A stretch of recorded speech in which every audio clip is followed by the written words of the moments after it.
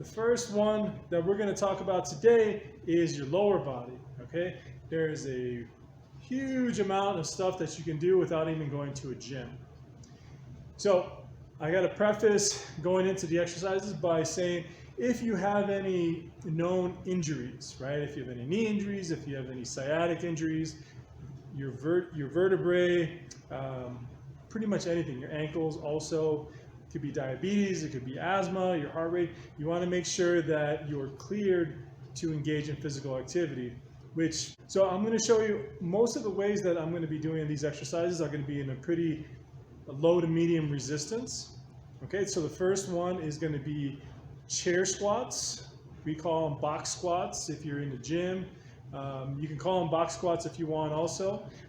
And so the idea is that you have something that's a target, right? It's a surface that makes sure that it's not going to move. So maybe you want a wall, you can put up a chair against the wall so the seat sticks out here, and then you can squat to it this direction, okay? Don't try to use something that's going to slide out from underneath you. So safety again, okay? You got to be safe. So I really enjoy box squats because you can do it with a barbell on your back, or you can hold on to a dumbbell or a kettlebell to increase the resistance. But the reason that I like it is I always had a little bit more limited range of motion, so a little more tightness in my hip flexors, and it felt good to have that pause on a surface and really focus on the position of my body, what my core is doing, are my glutes and thighs fully engaged and ready to come back up, okay? So it's not just a matter of, oh, I'm gonna sit down and come back up.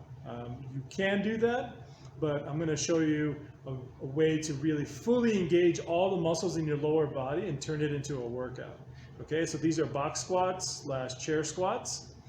And if you do have dumbbells and resistance at home, definitely put that off to the side, and that could definitely be incorporated into it. All right, so here it goes.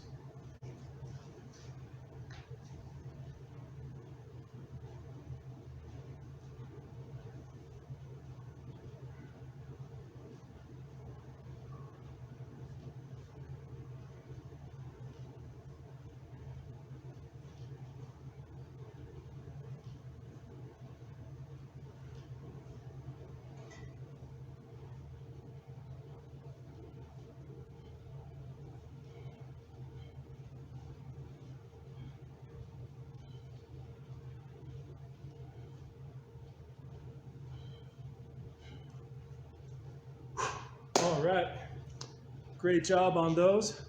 As you can see on that one, my hips stay a little bit higher than knee height. Okay, so I'm not going down to parallel, as they call it, or below parallel. You certainly can if you know that you have previous experience with that, or if your flexibility permits that. But I would definitely recommend just going, if you're doing an in-home workout, you're trying to get the heart rate up, you're trying to get some blood pumping, you want to work those big muscle groups in your legs, which in turn you're going to be burning a lot of calories.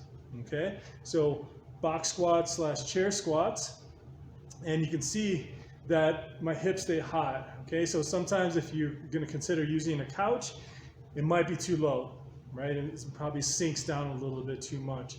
So if you use a nice firm chair, you come right down, pause, right? You saw how I kept my spine in a very contracted position rather than rounding forward as I go down. I did bring my arms up and forward, and that's just a thing that I've always done even since volleyball back in high school. It's this offset, right? So if your hips are going back, my arms are going to be going forward, so the weight is going in the opposite direction, so it's just more for balance.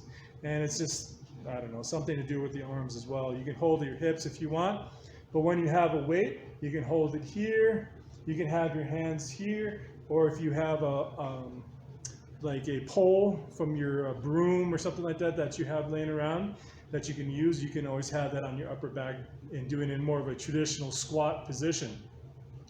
But this one is just your straight traditional box squat, chair squat, and it's even if it's pretty low resistance for you, you can do more repetitions, and it's going to be challenging, and it'll start turning into more of a cardiovascular or muscular endurance type of movement, which is great to get, like I'm sweating, you're breathing heavier, and the muscles are being challenged, okay? So this is a great exercise to do at home.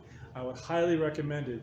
And when you pair it together, a box squat with maybe a TRX row, or if you get the bands, and then you're doing some band pulls, and then some band pushes, and some band rotations, and maybe some planks, I mean, you're hitting all the major muscle groups, okay? So all of this fancy stuff like, you know, tricep extensions and bicep curls and adduction machines and all this sort of thing, like, yeah, those are great if you have them available. But if you don't, you got to do what you have, okay? So all these exercises that I'm highlighting are excellent exercises to hit all the major muscle groups, to burn calories, to really release all those happy chemicals and hormones in your body, okay? If you're at home, these are just really basic, simple exercises to do that I do myself, and they make me feel great, all right? So stay healthy, work hard,